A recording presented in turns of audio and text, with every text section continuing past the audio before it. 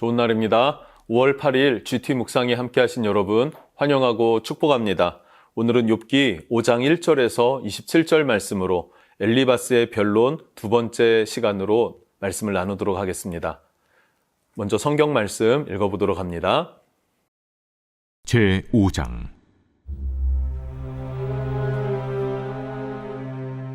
너는 부르짖어보라. 내게 응답할 자가 있겠느냐? 거룩한 자 중에 네가 누구에게로 향하겠느냐? 분노가 미련한 자를 죽이고 시기가 어리석은 자를 멸하느니라. 내가 미련한 자가 뿌리 내리는 것을 보고 그의 집을 당장에 저주하였노라. 그의 자식들은 구원에서 멀고 성문에서 억눌리나 구하는 자가 없으며 그가 추수한 것은 줄인 자가 먹되 덫에 걸린 것도 빼앗으며 올무가 그의 재산을 향하여 입을 벌리느니라. 재난은 티끌에서 일어난 것이 아니며 고생은 흙에서 나는 것이 아니니라. 사람은 고생을 위하여 났으니 불꽃이 위로 날아가는 것 같으니라. 나라면 하나님을 찾겠고 내 일을 하나님께 의탁하리라. 하나님은 헤아릴 수 없이 큰 일을 행하시며 기이한 일을 셀 수 없이 행하시나니 비를 땅에 내리시고 물을 밭에 보내시며 낮은 자를 높이 드시고 애곡하는 자를 일으키사 구원에 이르게 하시느니라.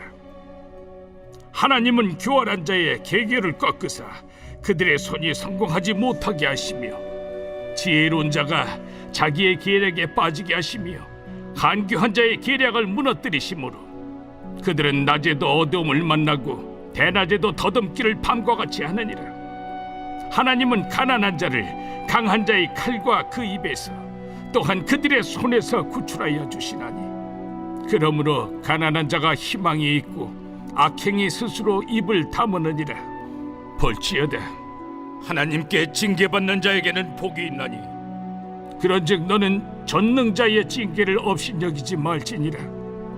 하나님은 아프게 하시다가 싸매시며 상하게 하시다가 그의 손으로 고치시나니 6가지 환난에서 너를 구원하시며 7가지 환난이라도 그 재앙이 내게 미치지 않게 하시며 기근 때의 죽음에서 전쟁 때의 칼의 위협에서 너를 구원하실 터인즉 내가 혀의 채찍을 피하여 숨을 수가 있고 멸망이 올 때에도 두려워하지 아니할 것이라. 너는 멸망과 기근을 비웃으며 들짐승을 두려워하지 말라. 들에 있는 돌이 너와 언약을 맺겠고 들짐승이 너와 화목하게 살 것이니라. 네가 네 장막의 평안함을 알고 네 우리를 살펴도 잃은 것이 없을 것이며 네 자손이 많아지며 네 후손이 땅의 풀과 같이 될 줄을 내가 알 것이라. 네가 장수하다가 무덤에 이르리니 마치 곡식단을 제때에 들어올림 같으니라. 볼지어다 우리가 연구한 바가 이와 같으니 너는 들어보라. 그러면 네가 알리라. 오늘 말씀을 보면 엘리바스가 4장에 이어서 5장에서도 욥의 죄를 질책하는 모습을 보게 됩니다. 너의 죄를 숨기지 말아라, 회개하라 라고 하면서 책망하는 모습, 거칠게 다그치는 모습을 볼 수 있습니다. 1절부터 7절 모습이 그러한데요. 1절을 보면 너는 부르짖어 보라. 내게 응답할 자가 있겠느냐? 거룩한 자 중에 내가 누구에게로 향하겠느냐라는 거예요. 거룩한 자는 천사를 의미한다고 보면 되는데요. 천사가 너를 향하겠느냐? 너에게 손을 내밀겠느냐라는 거예요. 왜 손을 내밀지 않습니까? 회개하지 않기 때문에 누가 너를 돕겠는가? 넌 매일 원망하고 볼멘 소리를 내뱉지 않느냐라는 것이죠. 4절에는 이렇게 말합니다. 그의 자식들은 구원에서 멀고 성문에서 억눌리나 구하는 자가 없으며. 성문에서 억눌린다라는 표현이 무슨 말일까요? 성문은 재판하는 곳이에요. 재판하는 곳, 그 지역에 재판이 이루어지는 곳이 성문이었거든요. 사람들이 모이는 곳에서 그 사람에 대하여서 확증하고 판단하여 선포하는 자리. 그런데 억눌린다라는 것은 뭐예요? 형벌이 선포된다라는 것이죠. 그런데 그의 자식들에 대해서 이야기를 하고 있습니다. 10명의 자식이 있는데 10명의 자식을 다 잃었습니다. 하나만 잃어도 그 사람이 제정신은 아닐 거예요. 그런데 10명의 자녀가 하루아침에 다 죽게 되었다.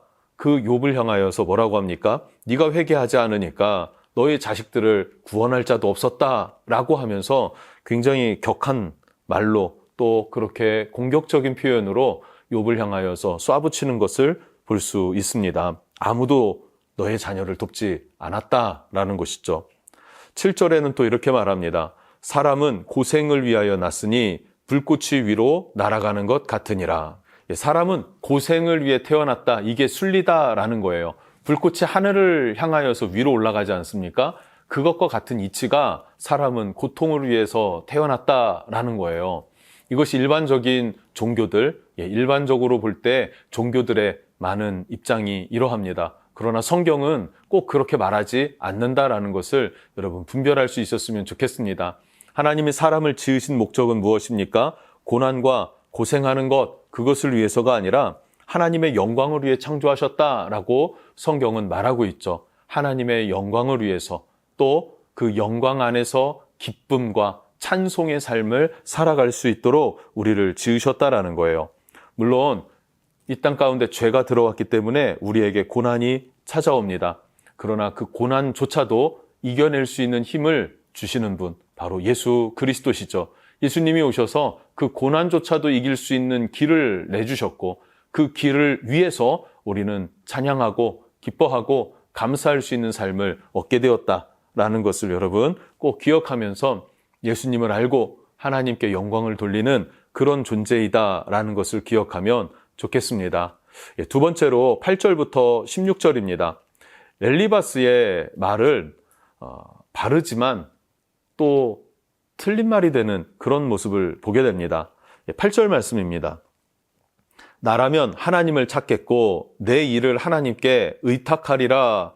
그러니 너도 하나님 의지해라. 이런 말이지 않습니까? 그러면서 9절부터 11절까지의 말씀은 공의의 하나님이시다라는 거예요. 공의의 하나님이시다. 그것을 좀 문학적으로 썼습니다. 또 12절부터 15절까지는 하나님은 자비로운 분이시다라는 거예요. 자비로운 분이시다. 이것을 아름다운 글로 표현하면서 시적으로 썼습니다. 엘리바스의 교만이죠. 왜 엘리바스의 교만입니까? 하나님은 공의롭고 하나님은 자비로우니 너는 회개해라 이거예요. 너는 회개해라. 지금 누가 누구를 가르치는 것입니까? 엘리바스가 욥을 가르치는 거예요. 누가 선생이 되는 것이죠? 엘리바스가 선생이 되는 거예요. 누가 그러면 엘리바스를 선생으로 세우셨나요? 그런 일은 없습니다. 스스로가 교만해져서 욥보다 낫다고 여기니까 욥을 향하여서 질책하는 것이죠. 여러분, 더 이상 엘리바스는 욥의 친구가 아닙니다. 친구는 동등해야 친구가 되는 것 아닙니까? 너도 연약하고 나도 연약하고 그런데 넌 이것을 잘하고 난 이것을 잘하고 그래서 서로를 격려해주고 보듬어주고 부족한 부분을 또 공감해주면서 지지해주면서 잘 될 것이라고 격려해줄 수 있는 그런 말들이 서로 오갈 수 있는 힘이 되는 그런 친구가 친구이지 않습니까? 그런데 지금 상황을 보면 욥은 고통 가운데 있다는 그 이유 하나만으로 아래에 있는 사람이 돼버렸고 엘리바스 자신은 그 고난을 당하지 않았다는 이유로 자기는 위에 있는 사람이 되었습니다. 누가 이렇게 한 것이 아니라 자기 스스로가 그 위치를 정했다라는 것이죠. 그리고 욥을 질책하고 정죄하고 그리고 가르치고 있구나라는 것을 볼 수 있습니다. 여러분, 진정한 친구는 예수님이심을 여러분 기억할 수 있기를 바랍니다. 마지막으로 17절부터 27절 말씀을 보면 회개하라고 다그치는 엘리바스의 모습을 계속해서 보여주고 있습니다. 여러분, 엘리바스의 말들을 살펴보면요. 맞습니까? 틀립니까? 맞는 말이에요. 그런데 모두가 100% 맞는 게 아니라 일반적으로 맞는 말입니다.